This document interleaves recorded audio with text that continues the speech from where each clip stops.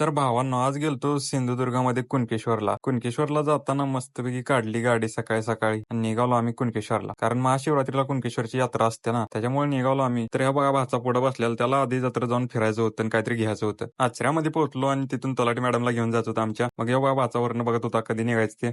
आचऱ्यामधून थेट रवाना झालो कुणकेश्वरसाठी आम्ही. कुणकेश्वरमध्ये पोहोचलो आणि नंतर काय लागलो लाईनीत दर्शनासाठी एवढा सकाळी जाऊन पण आम्हाला 2 तास लाईनीत उभं राहावं लागलं. लाईनीत थांबायचा कंटाळा आला नसता मला, कारण तिथे नेटवर्क तर होतं, पण नेट थोडं सुद्धा चालत नव्हतं माझ्या मोबाईलचं. कसा तरी टायमिंग घालवत आम्ही गेलो मंदिराच्या जवळ आणि दर्शन वगैरे घेऊन निघालो बाहेर आल्यानंतर भाच्याला लागलेली भूक, त्याच्यामुळे त्याला घेतलं कोबी मंचुरियन. आमच्या सगळ्यांचा उपवास असल्यामुळे आम्ही फराळाचं घेतलेलं. त्यानंतर जत्रेत फिरून भाच्याने 1,000ची गाडी घेतली. कुणकेश्वरहून सरळ आम्ही आलो नंतर अंगणेवाडीत देवीचं दर्शन घेऊन आम्हाला जायचं होतं मालवणला. भाच्याने गाडी घेतलेली, लागला तो बीचवरच फिरवायला तिला. भाचा आणि त्याचा मित्र दोघजण मस्त गाडी खेळत बसलेले. मला आलेला कंटाळा म्हणून मी एका साईडला निवांत बसलेलो बीचवर.